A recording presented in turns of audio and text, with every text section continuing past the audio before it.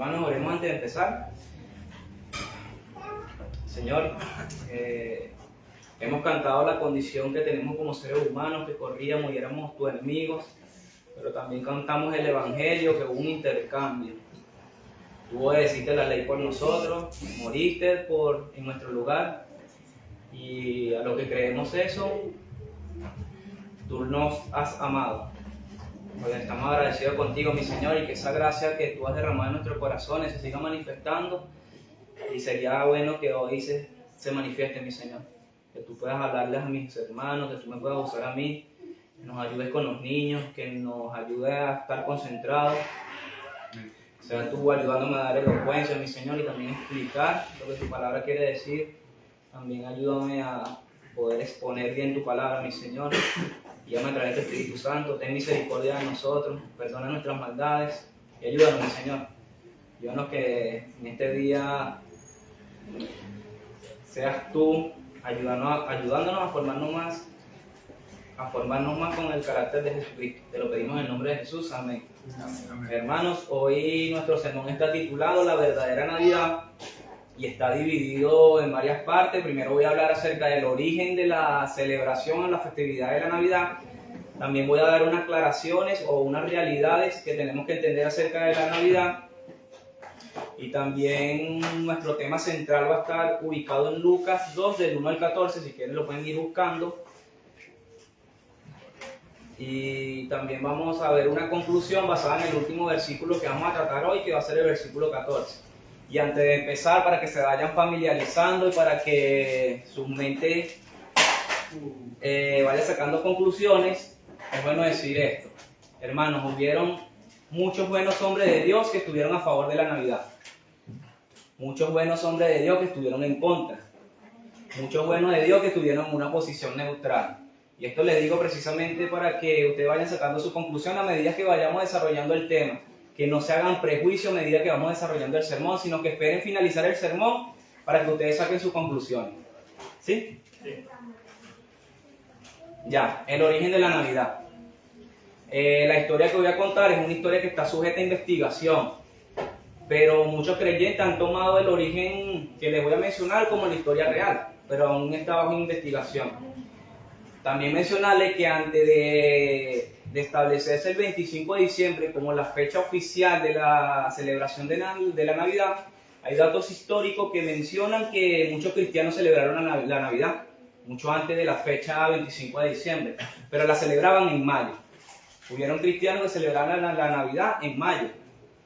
¿Cómo lo hacían? Bueno, se hacía un culto público, se hacían oraciones, cantos espirituales, lectura de las Escrituras, y todo se hacía bajo la temática de la encarnación.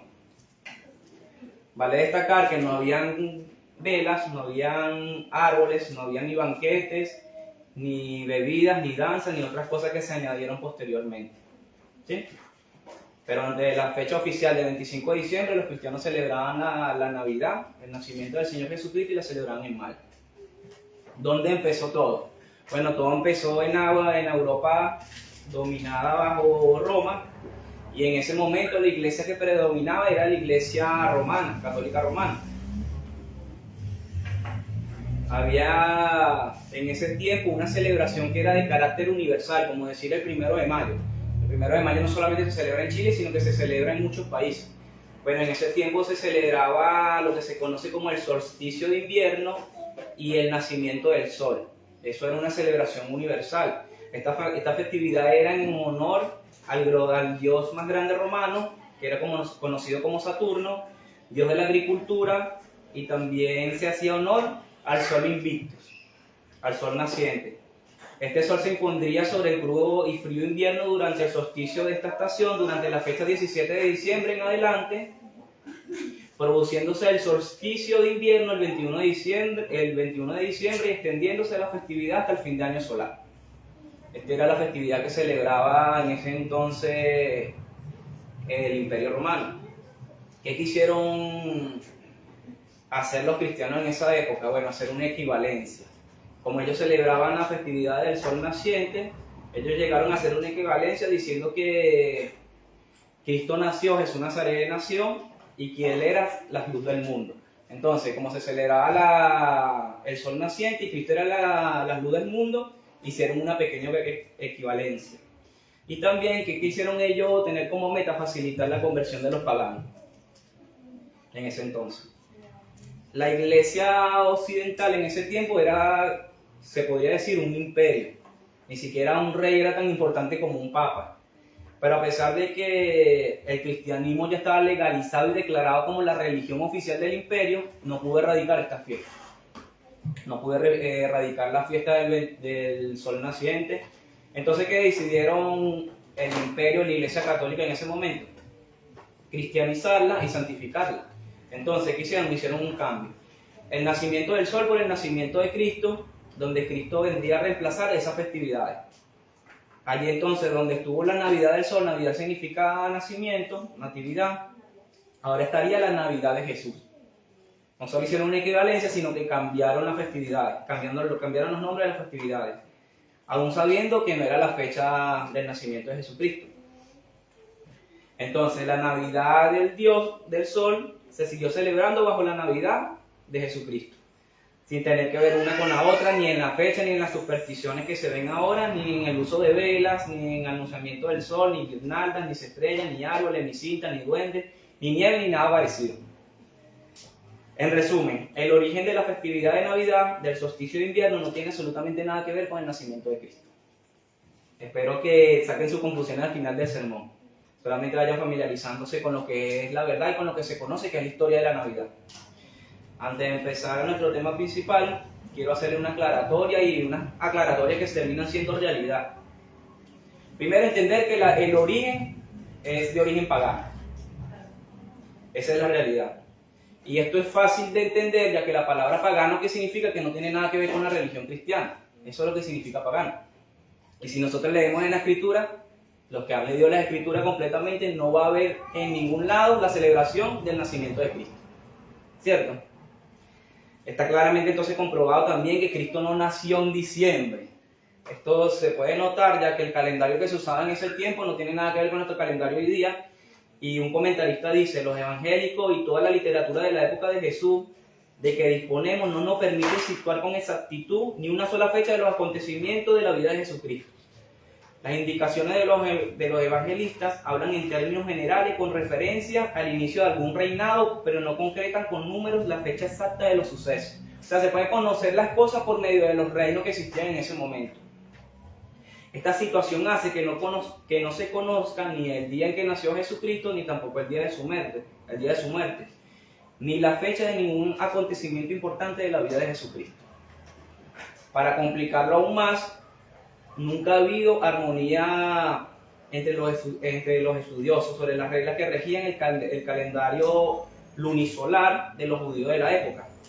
Algunos expertos proponen un calendario que seguía unas reglas fijas y bien conocidas, pero se desconoce si estas reglas estaban vigentes en el tiempo de Jesucristo. En definitiva y en conclusión, podemos decirles que no podemos dar con la fecha del nacimiento de Jesucristo. Exactamente no.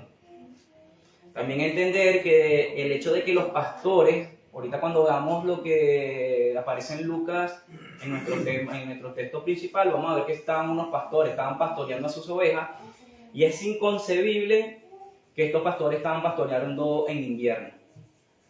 En un crudo invierno y un frío invierno es imposible que estuvieran pastoreando. Y también pensar en hacer un censo, ahorita vamos a ver que César se levantó a hacer un censo a todas las familias. Pensar de que César, el emperador o el rey que estaba en ese momento, realizar un censo en invierno, no era concebible esta idea, ya que también los pueblos se podían rebelar contra él. O sea, tú no vas a poner a caminar mucho o andar en caballo durante un invierno y grandes kilómetros, grandes distancias. Esto también se podría convertir en un inicio, una pequeña rebelión contra César. Entonces yo sé que César, o podemos sacar la conclusión de que César no iba a querer realizar este censo en invierno. Entender también que Jesús como judío, y siguiendo la costumbre de los reyes judíos, nunca ordenó a sus discípulos, esto también lo vemos en los evangelios, celebrar su nacimiento ni su cumpleaños. Por el contrario, ¿sabe qué ordenó el Señor? Recordar su muerte. Hizo que su muerte se hiciera un ritual, una comida memorial, que el mismo Pablo dice que cada vez que nosotros comamos la cena del Señor, que lo hagamos para anunciar la muerte del Señor hasta que Él venga. Eso sí lo dice la Escritura. Coman la cena del Señor para anunciar su venida. Entonces, hermanos, Jesús no nació en diciembre, ni fue un día 25. Dios nos reveló en su palabra la fecha de su nacimiento. Esto es bastante importante. Si nosotros tenemos como máxima autoridad las Escrituras, tenemos que entender de que no existe un registro, por lo menos bíblico, de que esto es el 25 de diciembre. Dios no manda en su palabra a la iglesia a celebrar un día del nacimiento de Jesús. Por el contrario, sí manda a recordar su muerte. O sea que no tiene nada que ver con el cristianismo, la celebración del 25 de diciembre. También entender que lo que se ha convertido la festividad de la Navidad, esto también es claro para nosotros, se ha convertido en algo pervertido. ¿Por qué? Porque es que la mayoría de las personas toman esta fecha no van para hacer algo consagrado, sino para irresponsabilidades. Muchos dicen, le cambian la palabra de diciembre por bebiembre, donde nada más este mes lo que se hace es tomar. Y terminan haciendo pasar malos ratos a su familia y a todos los que lo rodean. Otros aquellos también guiados por el consumismo, ¿qué es lo que realizan? Quieren gastar y terminan hasta sintiéndose deprimidos porque no pueden cumplir sus necesidades. Y así le ven el verdadero sentido de la Navidad a esto. Otros casos, otras personas más espirituales le piden al niñito Jesús amor y paz y cariño. Pero el resto del año terminan olvidando al Señor Jesucristo. Para seguir aclarando, hay muchas cosas que también nos benefician a nosotros como cristianos. Hermanos, decirles que también, quieran o no, nosotros como creyentes vamos a tener que pensar en diciembre acerca del nacimiento de Jesucristo. A pesar de que le acabo de dar una aclaratoria, decir unas realidades, quieran o no quieran, vamos a tener que pensar en el nacimiento de Jesucristo en este mes. Muy difícil ignorarlo, ¿cierto? También aclarar que no es lo mismo hacer memoria del nacimiento de Jesucristo que celebrarlo como en la forma que lo acabo de mencionar, ¿cierto? No podemos también confundir el ministerio de la piedad de Cristo, que vino, se hizo carne, que nació y que murió y estuvo entre nosotros, con la celebración también que le acabo de mencionar de la Navidad. Eso no tiene nada que ver. Ningún cristiano jamás puede negar que el nacimiento de Cristo. Esto sí fue una realidad. Cristo nació. Por eso hoy trataremos de hablar acerca de la verdadera Navidad. Y para entrar un poco en contexto, vamos a hacerles saber que antes de la época de Cristo, en el Antiguo Testamento, la mayoría de personas murieron, los creyentes en esa época, antes de Cristo, murieron teniendo esperanza en un Redentor, en un Salvador, alguien que los redimiera, ¿cierto? En Génesis, ¿qué se menciona? Se menciona que de la simiente de la mujer iba a venir un hombre que iba a destruir a Satanás, ¿cierto? También se menciona en Moisés menciona de que va a haber un profeta al cual todo el mundo tenía que oír y seguir. También Jacobo, dando la profecía acerca de cada uno de sus hijos, dijo que de la tribu de Judá se iba a levantar un juez y un legislador. Una de las promesas más importantes que se hacen en el Antiguo Testamento es a Abraham. ¿Qué le dice Dios a Abraham? Que de su simiente iba a venir un hombre por el cual iba a bendecir a todas las naciones, no solamente judíos, sino a todas las naciones del mundo. Que también se le dice a David que de su descendencia iba a venir un rey y que su reinado iba a ser eterno. También es una de las profecías más importantes. También Isaías, que dice que la Virgen iba a concebir, iba a dar luz a un hijo y su nombre iba a ser Emmanuel, que significa Dios con nosotros. Entonces, todos estos creyentes del Antiguo Testamento murieron esperanzados en el Mesías, en su Redentor. Se cierra el Antiguo Testamento. ¿Quién me dice quién es el último profeta del Antiguo Testamento? Malaquías. Se cierra el Antiguo Testamento con el profeta Malaquías y ocurre un periodo de tiempo que es conocido como los 400 años de silencio o el periodo intertestamentario, que es el que ocurre desde el Antiguo Testamento al Nuevo Testamento. Pero la realidad es que desde el fin de los anuncios del profeta Malaquías hasta la entrada de Juan el Bautista. Durante ese tiempo se le conoce como 400 años de silencio. A pesar de que en esos 400 años Dios siguió obrando a través del pueblo de Israel, o a través del cumplimiento de su promesa, como lo vimos en Daniel, en ese tiempo se conoce como silencio porque Dios no se manifestó. No hubo ningún profeta que hablaba de parte de Dios. Por eso se conoce como el periodo de 400 años de silencio. Dios terminó entonces, o inició el tiempo de silencio con la última profecía de Malaquías. Y una de las últimas profecías de Malaquías fue, está Malaquías 4:5, él dijo que he aquí, yo les envío el profeta Elías antes que venga el día del Señor grande y terrible. Entonces el Antiguo Testamento cierra con esta profecía, que Dios iba a enviar a Elías antes que el Señor viniera. Esa fue la última promesa de Malaquías. Durante estos 400 años los judíos estaban divididos en grandes partes, estaban divididos uno en Jerusalén, otros en Egipto, otros alrededor del mar Mediterráneo, y esta división se conoce como diáspora. Sin embargo, el pueblo de Dios no había abandonado sus esperanzas en un Redentor. Ellos recordaban las promesas con Abraham, ellos recordaban el brazo poderoso del Señor que los sacó de Egipto, y las promesas de los profetas que llevaban a esperar cada vez más y más el Mesías. Todas estas personas estaban esperanzadas en el Mesías. Están esperanzados en que se levantara un rey, el prometido por el linaje de David, que cumpliría sus propósitos salvíficos. El pueblo de Israel siempre estuvo esperanzado en la venida de su rey, el Redentor, el que los iba a liberar, el que los iba a liberar. Este periodo de silencio termina con la venida de Juan el Bautista, con la llegada de Juan el Bautista. ¿Y quién es Juan el Bautista? Bueno, según el Señor mismo, según el Señor Jesucristo, Juan el Bautista era el cumplimiento de lo que dijo Malaquías. Él era el Elías que había de venir. Ese era Juan el Bautista. Y según el Señor Jesucristo, él fue el último de los profetas. Lucas 1, hermano, Lucas capítulo 1, trata acerca del nacimiento de Juan el Bautista. Y contemporáneo con el nacimiento de Lucas está el nacimiento de Cristo.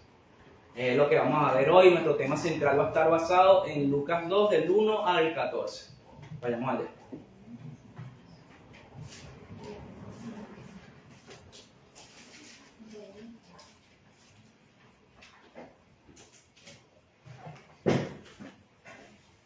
Dice así: aconteció en aquellos días que se promulgó un edicto de parte de Augusto César, que todo el mundo fuese empadronado. Este primer censo se hizo siendo Cirenio gobernador de Siria, e iban todos para ser empadronados cada uno a su ciudad.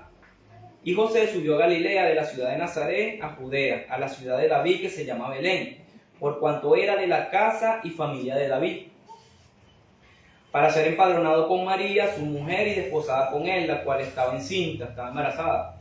Y aconteció que estando allí, se cumplieron los días de su alumbramiento, y dio a luz a su hijo primogénito, y lo envolvió en pañales, y lo acostó en un pesebre, porque no había lugar para ellos en el mesón. Había pastores en la misma región que velaban y guardaban la vigilia de la noche sobre su rebaño. Y aquí se le presentó un ángel del Señor, y la gloria del Señor los rodeó de resplandor, y tuvieron gran temor. Pero el ángel les dijo: no teman, porque aquí os doy nuevas de gran gozo, que será para todo el pueblo, que os ha nacido hoy en la ciudad de David un Salvador, que es Cristo el Señor. Esto les servirá de señal: hallarán al niño envuelto en pañales, acostado en un pesebre. Y repentinamente apareció con el ángel una multitud de huestes celestiales que alababan a Dios y decían: gloria a Dios en las alturas y en la tierra paz, buena voluntad para con los hombres.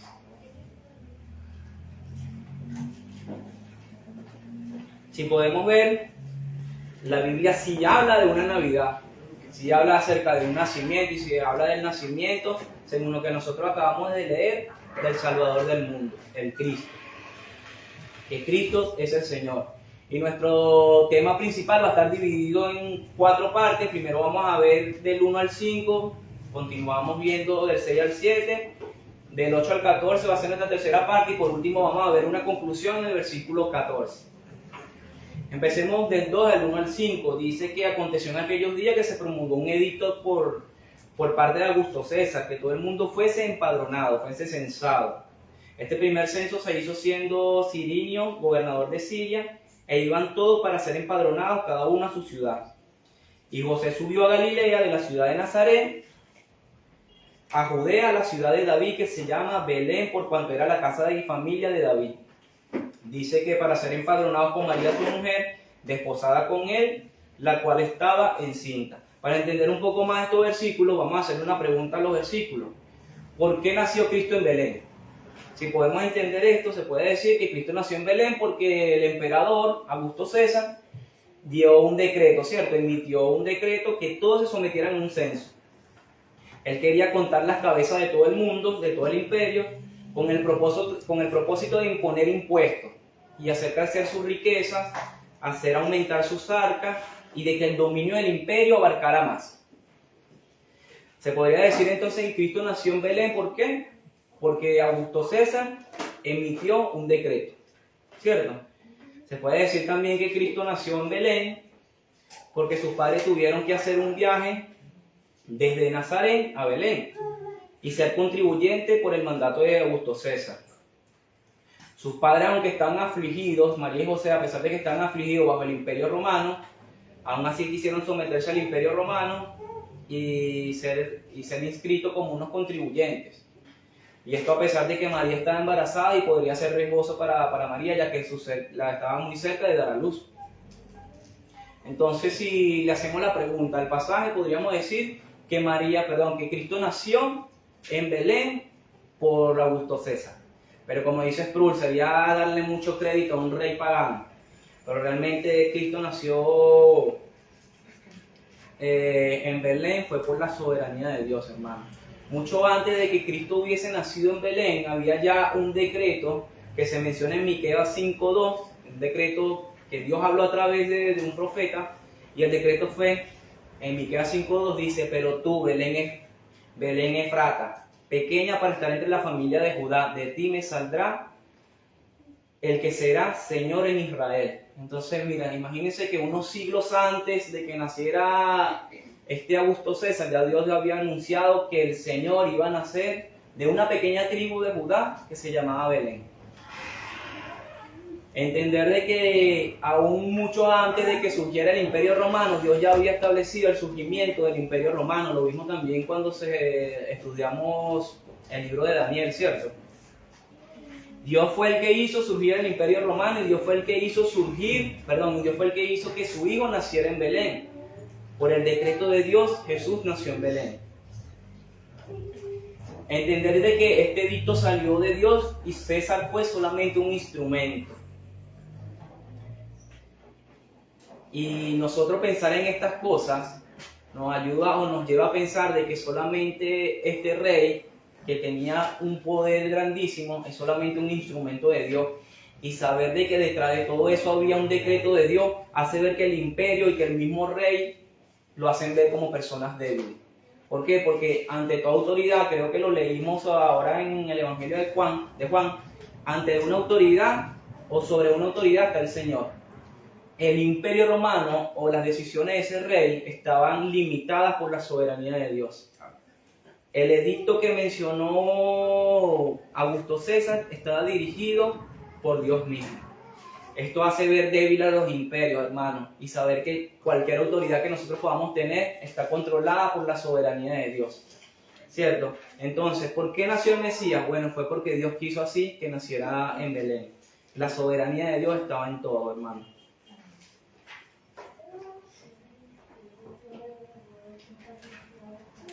Y también podemos imaginarnos, darle más paso a nuestra imaginación y pensar, ¿qué tal si el edicto de Augusto César fuera sido antes o después? ¿O qué tal si María fuera dado luz en el camino y no precisamente en Belén? Bueno, entonces si esto fuera sucedido así, la importancia de la profecía de Dios se estuviera derrumbando, ¿cierto? Y no habría seguridad en confiar en un Dios que no puede cumplir su promesa. Pero no, debido a que el decreto fue de Dios, se tenía que cumplir, hermano, y nadie se podía oponer a un decreto de Dios. Y para asombrarnos aún más, porque Dios escoge a Belén. Bueno, por lo que acabamos de leer, escoge la ciudad natal del rey David, para hacer más firme su promesa en cuanto al reinado el reinado que Dios le prometió a David y a su descendencia. Por eso también nació en Belén. Y me gusta la palabra que usa Sproul para darle un comentario a estos versículos. Y él dice esto: qué extraño es que Dios obre con las complejidades del espacio y del tiempo y con las voluntades de los hombres para cumplir su promesa. Imagínense lo poderoso que es Dios para obrar en el espacio, en el tiempo y con las voluntades de los hombres para cumplir su promesa. Dios dijo que en Belén iba a nacer su hijo y así lo hizo a través de los edictos, a través del censo de Augusto César. Tiempo, espacio y voluntad de las personas para llevar a cabo sus promesas. Hermano, esto es increíble. Dios es soberano. Continuamos con el segundo pasaje, Lucas 6, Lucas 2 del 6 al 7. Continuamos y dice: y aconteció que estando ellos allí se cumplieron los días de su alumbramiento. Y dio a luz a su hijo primogénito y lo envolvió en pañales y lo acostó en un pesebre porque no había lugar para ellos en el mesón. Acabamos de describir que por la soberanía de Dios Jesús nació en Belén. Por la soberanía de Dios Augusto César emitió un edicto, un decreto. Pero ahora nos encontramos de que no había espacio, no había lugar para que Cristo naciera en una posada, en una posada normal, sino que nació en un pesebre. ¿Saben lo que es un pesebre? El lugar donde comían los animales. Imagínense ustedes. En nuestra debilidad, ¿qué podemos notar? Que parece que José y María llegaron tarde a Belén. ¿Por qué? Porque César emitió un edicto y todas las familias del imperio tenían que volver a la ciudad de sus ancestros. ¿Por qué a la ciudad de sus ancestros? Porque esto iba a facilitar el conteo. Si cada persona iba a la ciudad de sus ancestros, iba a ser más fácil el conteo. Entonces parece ser de que se llenaron todas las ciudades, todas las posadas, ya no habían posadas para recibir a tantas personas y no se halló espacio para José y su familia. Entonces, como no se hallaba espacio para José, ellos decidieron nacer. Dios decidió que su hijo naciera en un pesebre, hermano. Y ahora entendemos de que esto no es así, de que Jesús no nació ni un minuto tarde ni un minuto más temprano, y tampoco que José no llegó un minuto tarde a la posada. Puede ser que sí, pero más allá estaba el decreto del Señor. En nuestra debilidad nosotros podemos entender: wow, Cristo llegó tarde y no pudo encontrar un espacio y nacer de una manera buena. Imagínense ustedes, Dios, el creador del mundo, nació en un pesebre.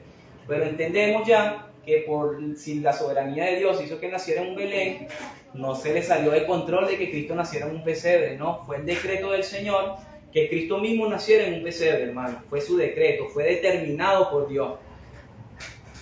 Y esto para nosotros también es bastante extraño. ¿Por qué? Porque nosotros nos podemos hacer una pregunta: ¿por qué Cristo no nació en un palacio real? ¿O por qué Cristo no nació con esplendor? Bueno, por lo que nosotros podemos notar en los evangelios, Cristo tomó sobre sí una misión de humillación, dolor y pobreza. El dueño del mundo no quiso venir siendo un rey ni nacer en un palacio real, sino él decidió hacer su ministerio con una misión de humillación, dolor y pobreza. Imagínense ustedes que cuando María va a presentar a su niño en el templo, al niño Jesucristo en el templo, lo que se ofrecía para presentar el niño en el templo, lo normal era un cordero y una tórtola. María se presenta con 2 tórtolas. ¿Saben por qué? Porque las condiciones eran un cordero y una tórtola, y si eres muy pobre, preséntate con 2 tórtolas. María fue a presentar a su hijo Jesucristo con 2 tórtolas, dando a entender que la familia de José era bastante pobre. Y a veces a mí me gusta porque cuando leemos las escrituras, se lo mencioné en las clases pasadas, Dios destruye los patrones que nosotros tenemos en nuestra cabeza, porque lo que nosotros consideramos a veces sublime, para Dios es abominación. ¿Por qué? Porque nosotros queremos dominar, que nos respeten y queremos esplendor. Pero Dios escogió para su Hijo Cristo todo lo contrario. Entendemos también por lo que dice en el Evangelio que el reino de Dios no es a veces como nosotros creemos. ¿Quién es el mayor en el reino de Dios? Pues es el que sirve. Eso lo dice el Evangelio. Por eso es que le digo, Dios destruye los patrones que hay en nuestras cabezas. Y Dios quiso que su hijo naciera en un pesebre y con una misión de humillación, de pobreza y sufrimiento. Dios no quiso que su hijo naciese bajo una gloria y ni bajo esplendor. Pero ¿sabe dónde sí hubo esplendor? A unos kilómetros de allí, y fue con unos pastores. Leamos el versículo 8 hasta el 14. Y dicen que habían pastores en la misma región, que velaban y guardaban las vigilias de la noche sobre su rebaño. Y aquí se les presentó un ángel del Señor, y la gloria del Señor los rodeó de resplandor, y tuvieron gran temor. Pero el ángel les dijo: no teman, porque aquí les doy nuevas de gran gozo, que será para todo el pueblo, que os ha nacido hoy en la ciudad de David un Salvador, que es Cristo el Señor. Esto les servirá de señal: hallaréis el niño envuelto en pañales, acostado en un pesebre. Y dice que repentinamente apareció con el ángel una multitud de huestes celestiales que alababan a Dios y decían: gloria a Dios en las alturas y en la tierra paz, buena voluntad para con los hombres. Entonces, imagínense, no hubo esplendor para Cristo, pero sí hubo esplendor hacia unos pastores. Y Dios sigue inclinándose y humillándose. Dios viene y anuncia el evangelio con un esplendor, pero no lo anuncia a las personas más sabias en ese momento, sino se lo anuncia a unos simples pastores. Sigue destruyendo los patrones que nosotros tenemos como sublime en nuestra mente. Y la luz que se le presenta a estos pastores es inexplicable. Dice que se le presenta la gloria del Señor, una gloria y un resplandor que hace que los pastores teman. Y Sproul dice que todas las traducciones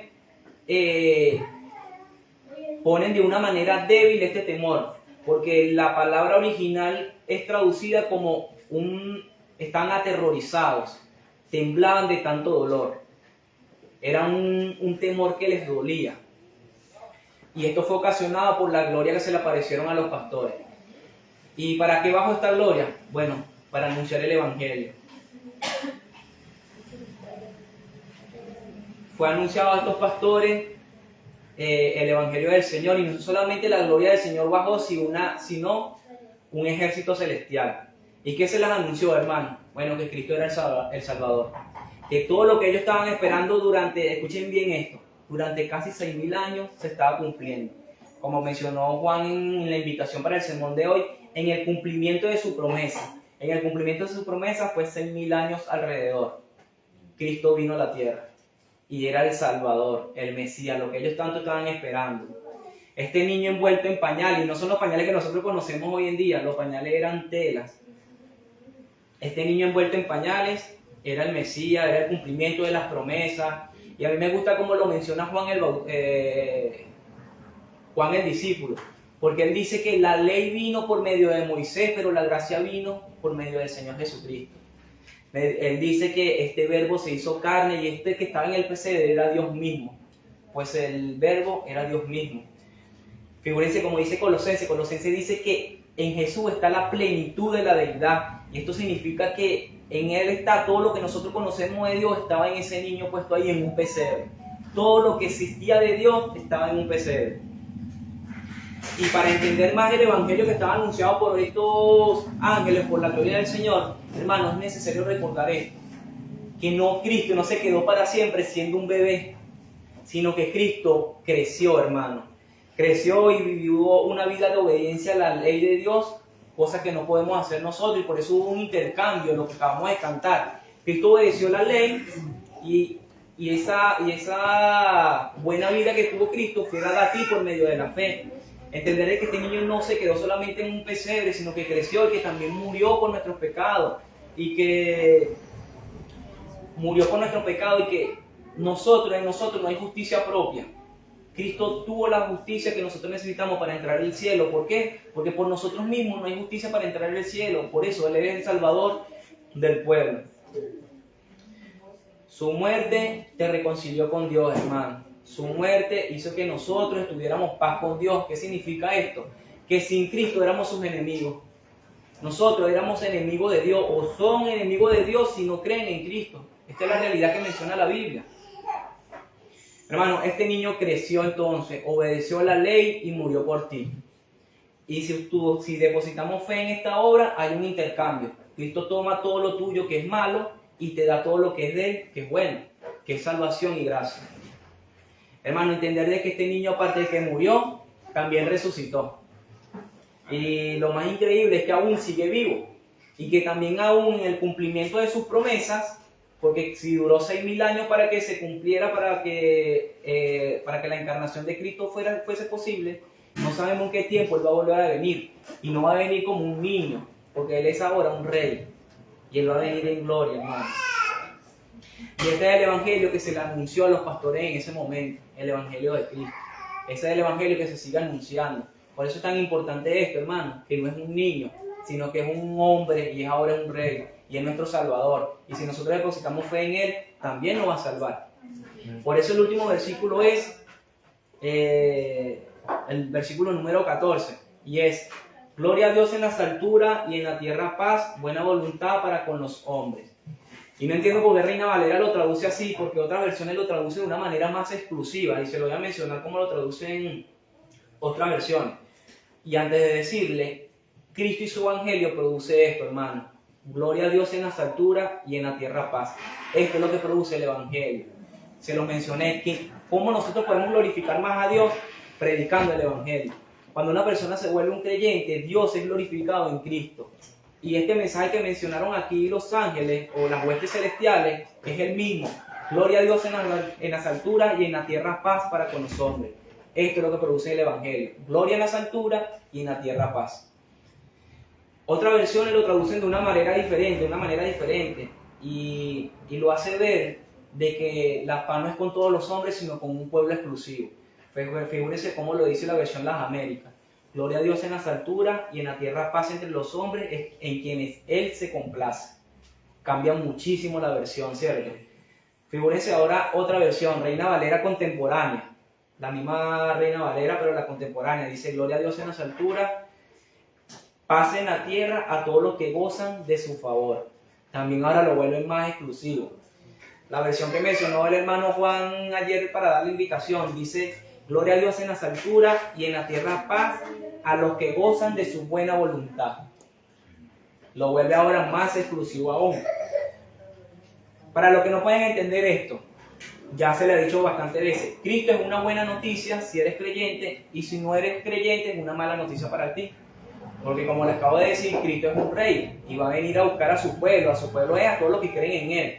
Pero también es una mala noticia porque que declara la Biblia: que los que no creen en Cristo serán condenados.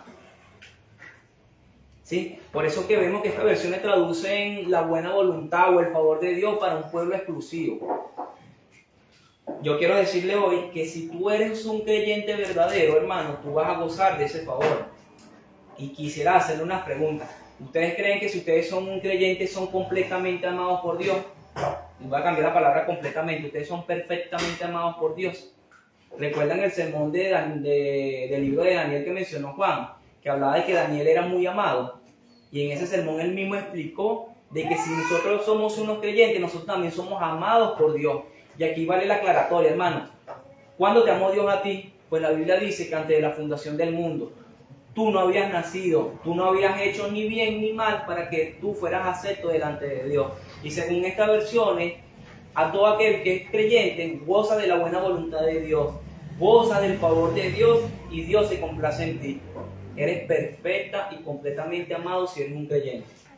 Y quiero decirle que no es necesario movernos ni a izquierda ni a derecha para que Dios nos ame más, porque su amor es perfecto y es completo para contigo. Por tus obras, no, sino por Cristo.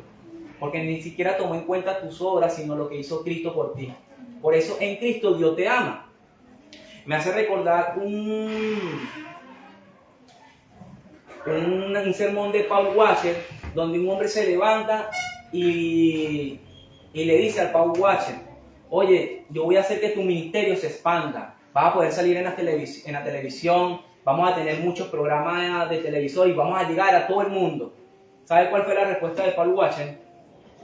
Señor, si yo hago esto, no me da tiempo para ir a pescar. Y Paul Washer dice: yo sé lo que pensó ese hombre. Ese hombre quizás pensó que soy el hombre más carnal del mundo, de que no soy el menos espiritual. ¿Por qué? Porque él le dijo: yo no necesito expandir mi ministerio, porque si no, no va a quedar tiempo para ir a pescar. A pescar, no pecar, pescar.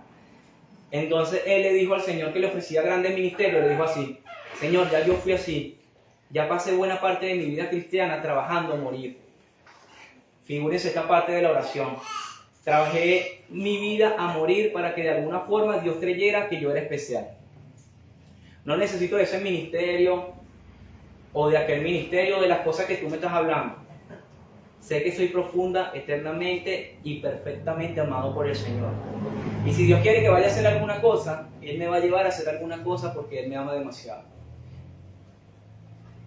Por eso les digo, hermanos, nosotros somos perfectamente amados por Dios, por la obra de Cristo.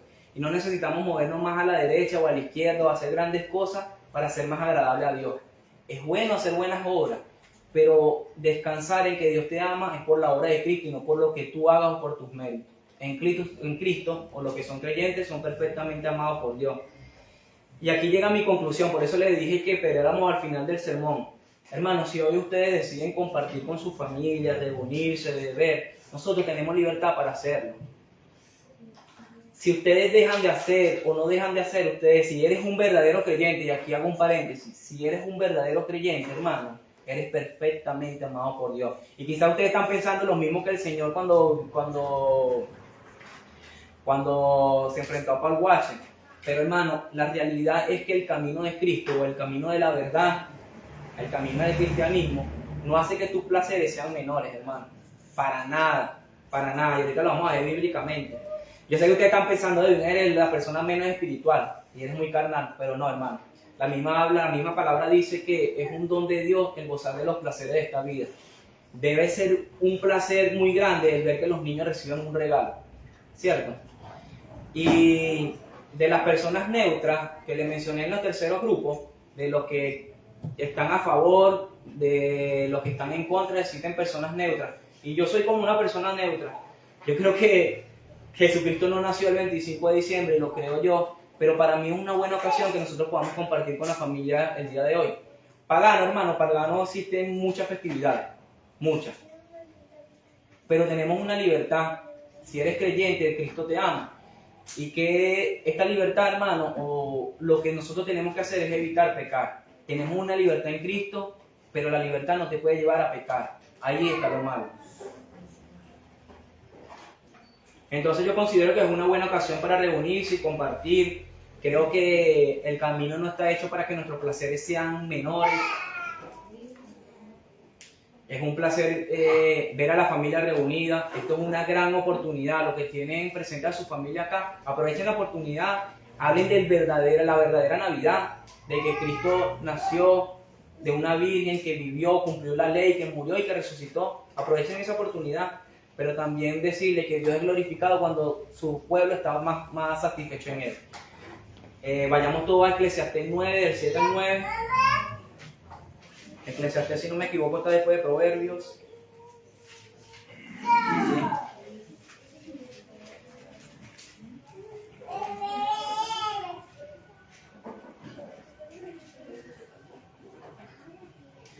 Nueve del 7 al 9. Lo leo yo, si lo tienen todos.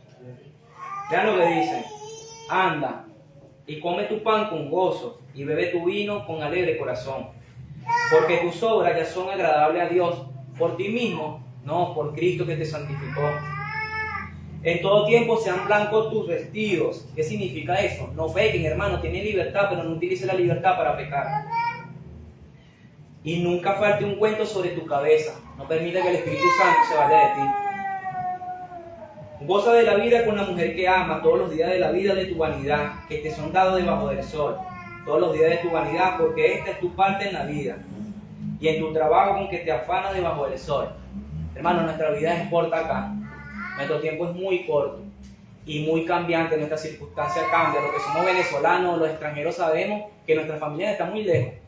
Y si ustedes tienen la oportunidad de reunirse con su familia, compartir con sus hijos, darle regalos, tienen libertad para hacerlo, pero no pequen. Sean sinceros, sean reales en cuanto a esto. Por eso les dije aclaratoria y realidad. El 25 de diciembre es de origen pagano. Está comprobado.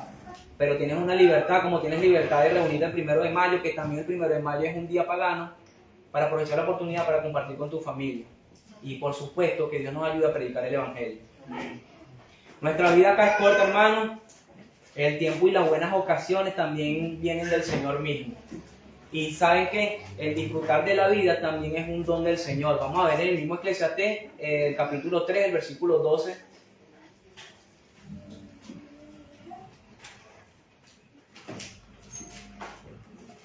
En el capítulo 3, el versículo 12 dice: